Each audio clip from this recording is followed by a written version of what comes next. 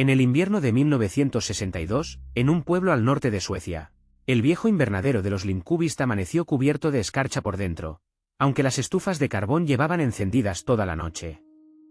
Nadie supo explicarlo. Nadie, excepto Sven Bergström, quiso investigarlo. Sven tenía 15 años y una curiosidad que sus profesores llamaban terquedad y su madre llamaba maldición. Vivía con su abuela desde que sus padres murieron en un accidente de tren, 3 años atrás, y pasaba las tardes vagando por los límites del pueblo, donde los bosques de abetos se tragaban la luz temprano y el silencio se volvía espeso como la niebla. El invernadero pertenecía a la familia Lindqvist desde hacía generaciones. Era una estructura enorme de hierro forjado y cristales verdosos, construida a finales del siglo anterior, cuando el abuelo Lindqvist había traído semillas exóticas de sus viajes a climas que nadie en el pueblo lograba imaginar. Ahora solo quedaba Elsa Lindqvist, una mujer de 60 años que vivía sola y que, según los rumores, hablaba con las plantas como si fueran personas. Sven la conocía de vista. Elsa compraba pan los martes y siempre pagaba con monedas que olían a tierra húmeda. Nunca sonreía, pero tampoco parecía triste. Simplemente parecía ausente, como si una parte de ella estuviera todavía dentro de aquel invernadero, incluso cuando caminaba por la calle principal del pueblo. La mañana en que la escarcha apareció en el interior del cristal, Sven pasaba por allí de camino a la escuela. Se detuvo porque algo no encajaba. El vapor de las estufas debía mantener el aire caliente, húmedo, cargado del olor dulzón de las orquídeas que Elsa cultivaba con un cuidado casi religioso. Pero en su lugar, el cristal estaba blanco, opaco, cubierto de una escarcha que dibujaba formas extrañas, como dedos extendidos, como manos apretadas contra el vidrio desde dentro. Sven se acercó y limpió una parte del cristal con la manga de su abrigo. Lo que vio lo dejó inmóvil durante casi un minuto entero. Las plantas estaban muertas. Todas. Ennegrecidas, marchitas, como si hubieran ardido sin fuego. Y sin embargo, el aire dentro del invernadero se movía. Sven pudo verlo, una neblina fina que ondulaba entre las hojas negras, que subía y bajaba con un ritmo que solo podía describirse de una manera, aunque la palabra le pareciera absurda incluso mientras la pensaba. Respiraba. Esa noche, Sven no pudo dormir. Le contó a su abuela lo que había visto, y ella, en lugar de reírse o regañarlo, palideció y le pidió que no volviera a acercarse a esa propiedad. Esa tierra tiene memoria, dijo la anciana, con la mirada fija en la ventana. Y la memoria, cuando se pudre, apesta a otra cosa. Sven no entendió aquellas palabras, pero las guardó, como quien guarda una piedra afilada en el bolsillo, sabiendo que tarde o temprano tendrá que usarla. Durante la semana siguiente, Sven empezó a investigar. Fue a la biblioteca municipal, un edificio pequeño de madera oscura que olía a papel viejo y a cera de vela. Allí encontró recortes de periódico de 30 años atrás, guardados en una carpeta que nadie parecía haber abierto en mucho tiempo. Hablaban de la desaparición de un hombre llamado Axel Lindqvist, el hermano menor de Elsa, ocurrida en 1934. El artículo era breve, casi indiferente, como si el pueblo hubiera decidido colectivamente no darle importancia. Decía que Axel había entrado al invernadero una noche de tormenta y nunca había vuelto a salir. La policía registró el lugar durante días sin encontrar rastro alguno. El caso se cerró como un extravío, como si un hombre adulto pudiera simplemente evaporarse entre macetas y cristales. Sven copió las fechas en un cuaderno. Notó algo extraño, la desaparición de Axel coincidía, casi al día, con la floración de una especie de planta que el artículo mencionaba de pasada, una orquídea negra que el abuelo Lindqvist había traído de un viaje a Sumatra. El periodista la describía como la joya más extraña de la colección, una flor que solo abría sus pétalos una vez cada varios años, y que despedía un aroma que, según los pocos que la habían olido, recordaba a carne quemada. Sven sintió un escalofrío que no tenía nada que ver con el frío de febrero. Decidió volver al invernadero, esta vez de noche.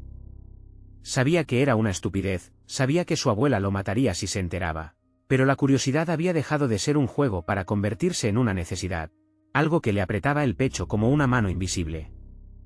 Llegó pasada la medianoche, con una linterna que apenas alumbraba más allá de sus propios pies. El pueblo dormía. El único sonido era el crujido de la nieve bajo sus botas y, a lo lejos, el aullido quebrado de algún perro que parecía saber algo que Sven aún ignoraba. El invernadero se alzaba entre las sombras como un esqueleto de cristal. Las luces de la casa de Elsa estaban apagadas. Sven rodeó la estructura buscando una entrada, y encontró una puerta lateral entreabierta, oxidada, que chirrió cuando la empujó con el hombro. El olor lo golpeó antes que la vista. Un olor dulzón, denso, que se pegaba a la garganta. No era el aroma familiar de las flores en descomposición. Era otra cosa, algo orgánico y metálico a la vez, como sangre mezclada con miel. Encendió la linterna y avanzó entre las mesas de cultivo. Las plantas muertas se extendían en filas interminables, negras, retorcidas, algunas con formas que a Sven le costó identificar como vegetales. Había algo en la disposición de las ramas caídas que le recordaba, incómodamente, a extremidades humanas. En el centro del invernadero, donde antes debía estar el estanque decorativo, encontró una planta que no estaba muerta. Era la orquídea negra. Crecía sola, imponente, con un tallo grueso como el brazo de un hombre adulto y hojas que brillaban con un lustre húmedo bajo la luz de la linterna. Sus pétalos, cerrados como un puño, palpitaban con un movimiento casi imperceptible, como si algo dentro de ellos luchara por abrirse paso. Sven se acercó, hipnotizado, sin poder controlar sus propios pasos. El aire a su alrededor se volvió más denso, más caliente, en contraste absoluto con el frío gélido que reinaba en el resto del invernadero. Escuchó un sonido, apenas audible, que al principio confundió con el viento colándose entre los cristales rotos, pero que pronto reconoció con un terror que le heló la sangre. Era una respiración. Lenta, profunda, acompasada. Venía de la flor. Sven retrocedió tropezando con una maceta caída. El ruido alertó a algo, o a alguien, porque un instante después escuchó pasos detrás de él, pasos lentos y deliberados sobre el suelo de piedra. «No deberías estar aquí», dijo la voz de Elsa Lindqvist, surgiendo de entre las sombras como si hubiera estado allí todo el tiempo, observándolo. Sven se giró, con el corazón golpeándole las costillas. Elsa llevaba una bata oscura y sostenía un candil de aceite que apenas iluminaba su rostro, dejando sus ojos hundidos en la oscuridad. «La planta», balbuceó Sven. «Está respirando». Elsa no pareció sorprendida.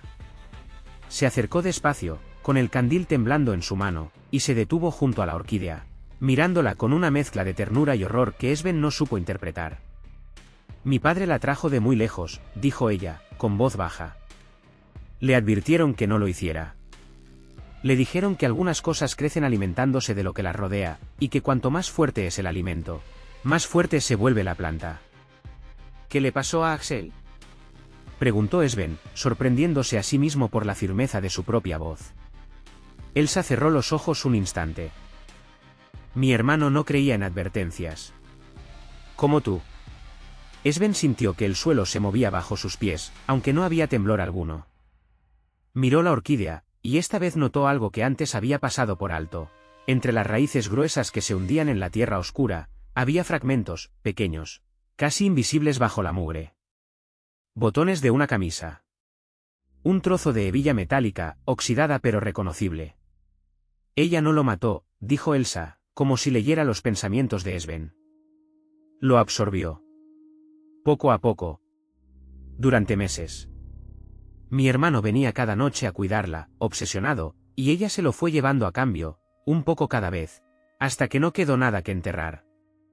Sven quiso correr, pero sus piernas no respondían.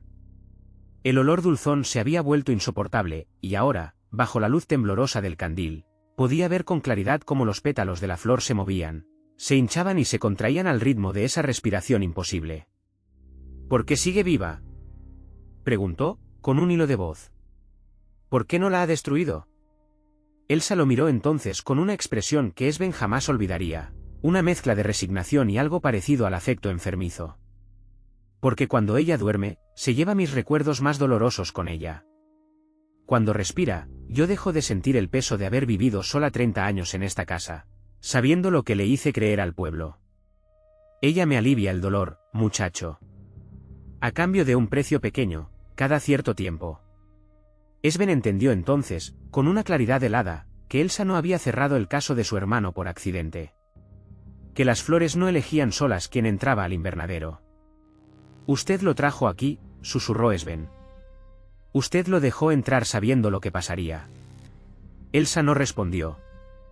Simplemente levantó el candil un poco más, y en ese gesto Sven comprendió que la conversación había terminado, que no habría explicaciones, que la mujer frente a él ya no distinguía del todo entre proteger la memoria de su hermano y proteger a la criatura que se lo había arrebatado.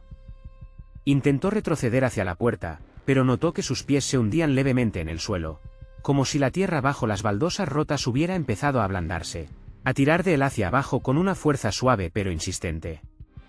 El aroma dulzón se intensificó hasta volverse casi líquido en su garganta, y por un instante, solo un instante, Sven sintió una calma extraña, una tentación de quedarse quieto, de dejar que el calor húmedo del invernadero lo envolviera del todo. Fue el recuerdo de la advertencia de su abuela lo que lo sacó de aquel estupor. La memoria, cuando se pudre, apesta a otra cosa. Con un esfuerzo que le desgarró los músculos de las piernas, Sven se arrancó del suelo blando y corrió hacia la puerta lateral, sin mirar atrás, escuchando tras de sí el crujido de las hojas negras y algo que podría haber sido la voz de Elsa, o podría haber sido otra cosa, llamándolo por su nombre con una dulzura que no tenía nada de humano. Salió al frío de la noche jadeando, con el corazón desbocado, y no se detuvo hasta llegar a la puerta de su propia casa. No le contó a nadie lo que había visto esa noche, en parte por miedo a que no le creyeran, en parte porque temía que contarlo en voz alta le diera a la historia una especie de vida propia, la misma clase de vida que parecía sostener a aquella flor imposible. Durante meses evitó pasar cerca del invernadero. Pero un día de mayo, cuando la primavera empezaba a derretir los últimos restos de nieve, escuchó en el pueblo que Elsa Lindqvist había desaparecido. Nadie la había visto en semanas.